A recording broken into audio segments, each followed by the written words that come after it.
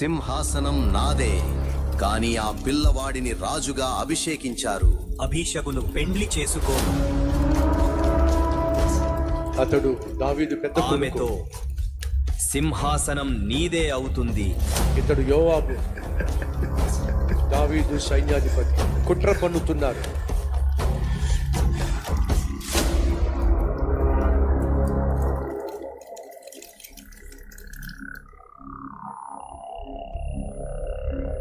సమాధానముగా వచ్చాను. నీతో చెప్పాల్సిన విషయముంది. ఆమె బెత్షెబా, చెప్పు. రాజ్యం నాదే, కాని ఇప్పుడది నా సహోదరుడిది. దయచేసి రాజైన సొలొమోను అడుగు, అతడు నిన్ను తిరస్కరించడు. షూనేమియురాలైన అబీషగును భార్యగా ఇవ్వమని చెప్పు.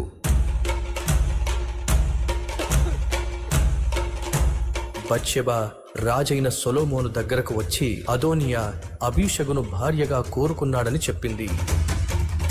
సొలొమోనుకు పట్టజాలనంత కోపం వచ్చింది.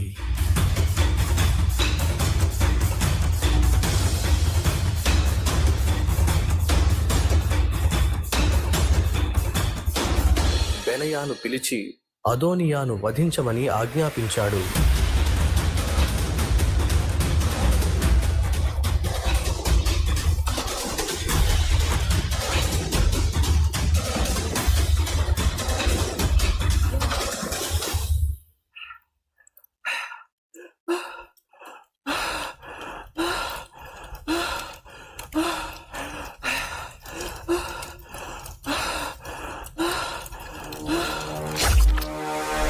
అదోనియా మరణించిన తరువాత సొలొమోను తన సింహాసనాన్ని న్యాయంతో స్థిరపరిచాడు.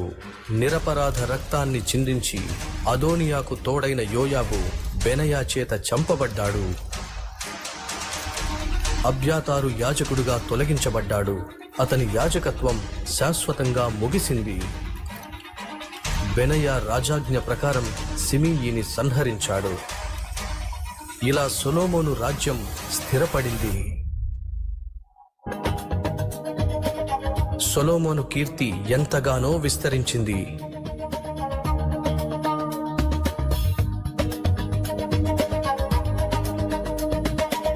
సొలొమోను రాజ్యం అతడు స్థిరపడిన 12 అధికారులను నియమించాడు. ఏ విధంగా స్థిరపడిందో చూడండి. నెల నెల రాజమందిర సరఫరాలను చూచే బాధ్యత వారిది. ప్రతిరోజు రాజమందిరానికి విస్తారమైన ఆహార సరఫరా జరిగేది. వందలాది జంతువులు, ధాన్యము, పక్షులు తేబడేవి.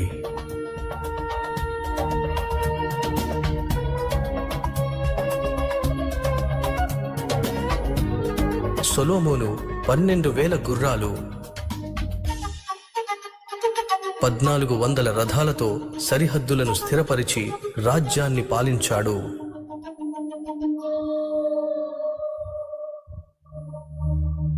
సొలొమోను యొక్క దృఢమైన పాలన మరియు సైనిక శక్తి ఆయన రాజ్యాన్ని రక్షించడంతో పాటు ఆయన ప్రభావము అంతటా విస్తరించినట్లుగా చేసింది.